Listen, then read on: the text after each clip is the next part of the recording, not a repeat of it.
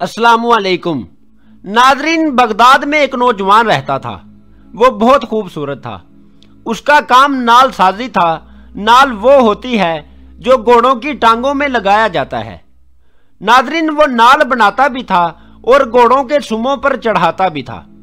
नाल बनाते वक्त तपती भट्टी में सुरख शोलों के अंदर वो नाल को रखता और फिर आग में बजाय किसी औजार के बल्कि अपने हाथ के साथ ही उस तपते हुए शोले जैसे नाल को निकाल लेता और अपनी मर्जी के मुताबिक उसकी शक्ल तजवीज़ करता। लोग उसे देखकर दीवाना भी कहते और हैरान भी होते कि उस पर आग का असर क्यों नहीं होता। एक दफ़ा उसके पास किसी दूसरे शहर का आदमी आया। जब उसने ये सारा माजरा देखा तो उसने तजस्सुस से उस नौजवान से पूछा कि उसे इतना गर्म लोहा पकड़ने से क्यों कुछ नहीं होता।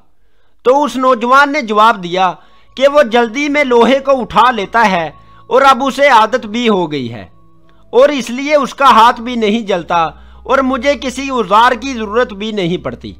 दोस्तों, उस आदमी ने कहा कि मैं इस बात को नहीं मानता। वीडियो में मजीद आगे बढ़ने से पहले चैनल पर नए आने वाले दोस्तों से गुजारिश है कि हमारे चैनल को सब्सक्राइब कर लें और बेल आइकन को भी दबा लें और वीडियो को लाइक करें और अपने दोस्तों के साथ भी ज़रूर शेयर कीजिएगा, क्योंकि इसके पीछे कोई और वजह है जो तुम लोगों से छुपाते हो। उसने इसरार किया कि मुझे इसकी हकीकत बताओ।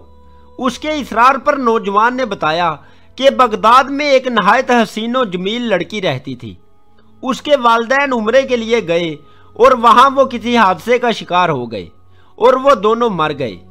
अब ये लड़की बेयारो मददगार उस शहर में रहने लगी। वो लड़की पर्दे की पली हुई और घर के अंदर रहने वाली थी। अब उसे समझ नहीं आ रही थी कि वो अकेले जिंदगी कैसे गुजारे। आखिरकार नहायत गमज़दा और परेशानी के आलम में वो एक दिन घर से निकली और मेरे दरवाजे पर आकर दस्तक दी और मुझसे पानी मांगा। मैंने पानी लाकर उसे पिलाया और मैंने उससे पूछा कि क्या तुमने कुछ खाया है। तो उस लड़की ने जवाब दिया कि नहीं, मैंने कई दिनों से कुछ नहीं खाया।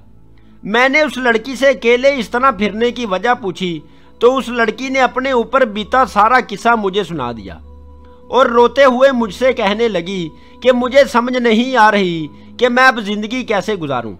मैंने उससे कहा कि तुम शाम को मेरे घर आ जाना और खाना यहीं से खाना। इसके बाद वो चली गई और मैंने उसके लिए अच्छे अच्छे खाने तैयार किए। शाम को वो दोबारा मेरे घर आ गई। मैंने खाना उसके सामने रखा और जब उसने खाना शुरू किया तो मैंने उठकर दरवाजे की कुंडी लगा दी, क्योंकि मेरी नीयत बदल गई थी और वो एक नहायत आसान मौका था। जब मैंने कुंडी चढ़ाई तो उस लड़की ने पलट कर देखा और कहने लगी कि मैं बहुत मायूस, करीबुल मरग और इस दुनिया से गुजर जाने वाली हूँ। उसने मजीद कहा कि ऐ मेरे प्यारे भाई, मुझे खुदा के नाम पर छोड़ दो। लेकिन मेरे सर पर बुराई का भूत सवार था। मैंने सोचा कि ऐसा मौका मुझे दोबारा कभी नहीं मिलेगा। वो लड़की रोने लगी और कहने लगी कि मेरे पास इज्जत के सिवा कुछ नहीं है और ऐसा ना हो कि मेरी इज्जत भी पामाल हो जाए और इस हालत में अगर मैं जिंदा भी रहूं तो मैं मुर्दा हो जाऊंगी। मैंने जब लड़की की ये बात सुनी तो मुझ पर खुदा का खौफ तारी हो गया। मैंने दरवाजे की कुंडी खोली और उस लड़की को हौसला दिया कि मुझ पर शैतान हावी हो गया था। मुझे माफ़ कर दो, तुम आराम से खाना खाओ और आज से तुम मेरी बहन हो। ये सुनकर उस लड़की ने आसमान की तरफ देखा और दुआ की कि ऐ अल्लाह, मेरे इस भाई पर दोज़ख की आग हराम कर दे और इसे हमेशा हर दुख, तकलीफ और बीमारी से महफूज रखना।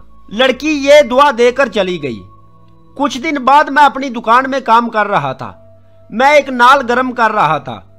जब मैंने गर्म लोहा पकड़ने के लिए हाथ बढ़ाया तो मेरा हाथ दहकते हुए कोयलों में चला गया। लेकिन मैंने महसूस किया कि मेरे हाथ पर आग का कोई असर ना हुआ। मैं बहुत हैरान हुआ और फिर मुझे उस लड़की की वो दुआ याद आ गई और तब से लेकर अब तक ये दहकती हुई आग मुझे नहीं जलाती। अल्लाह से दुआ है कि अल्लाह हमें नेक अमाल और बुरे कामों से बचने की तौफीक अता फरमाए, आमीन। उम्मीद है दोस्तों आपको आज की वीडियो पसंद आई होगी। कमेंट करके अपनी कीमती राय से ज़रूर आगाह कीजिएगा। बहुत शुक्रिया। अल्लाह हाफिज़।